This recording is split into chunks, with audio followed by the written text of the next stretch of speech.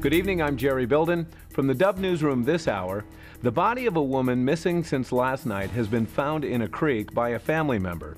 A car containing a family of 4 was swept by floodwaters from a store parking lot into a creek yesterday evening in Albany.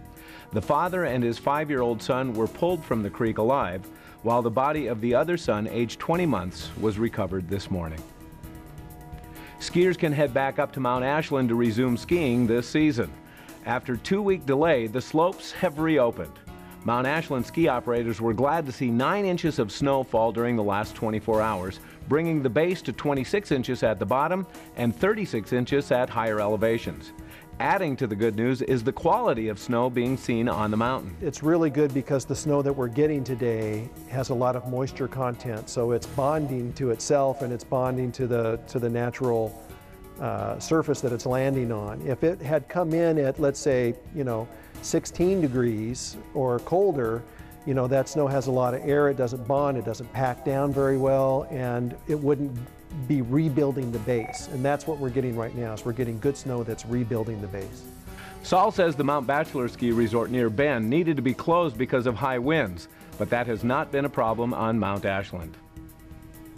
What may be considered one of the most powerful tools on the impact of abortions has come to Medford.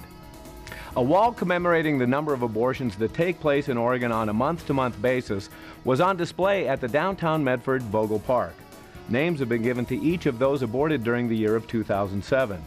Those opposing abortions in the state say giving names to the more than 11,800 who were killed brings home the reality of the Abortion Act. The reality of this is that each one of those people is a real person, a person that was created in God's own image, that has dignity.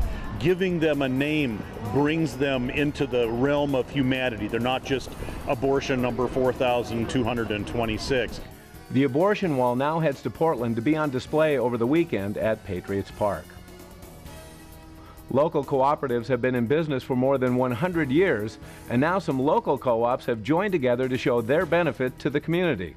The Ashland and Medford Food Co-ops, Rogue Federal Credit Union, and Grange Co-op are observing 2012 being designated as the International Year of Cooperatives.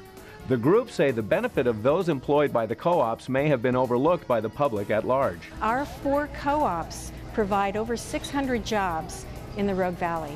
Right here at our co-op, we have 150 employees. Hoy says even during tough economic times, the cooperatives have flourished as customers see the value of keeping their money in the local economies. Now here's a look at what's coming up tonight at 10 on Newswatch. Heading home. Rick Perry quits the race, but not before he endorses another candidate. Plus, chilling relations. Iran's nuclear program leads to a big rift between Israel and the U.S. And the faith to fly.